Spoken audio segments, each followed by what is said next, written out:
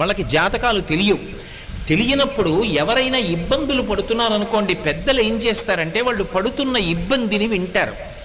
బహుశः జాతకంలో వీళ్ళకి ఈ దోషం ఉండి ఉంటుందేమో అని అనుమానం ఉంటే ఓసారి శ్రీకాళహస్తి వెళ్ళి దర్శనం చేసుకో అంటారు.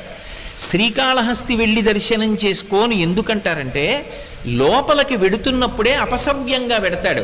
శివానుగ్రహం, శివుడు శాసిస్తాడు.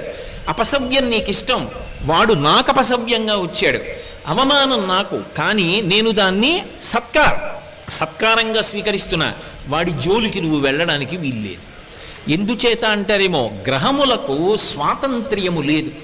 చాలామంది తెలియక శనీశ్వరుడు అంటుంటారు. శనీశ్వరుడు అన్న మాట లేదు అసలు. శనైశ్చరుడు, శనైహి చరహ. ఆయన చాలా మెల్లగా కదులుతాడు, మిగిలినటువంటి గ్రహాల్లాగా కదలడు, చాలా మందంగా కదులుతాడు. కాబట్టి మందుడు అని ఒక పేరు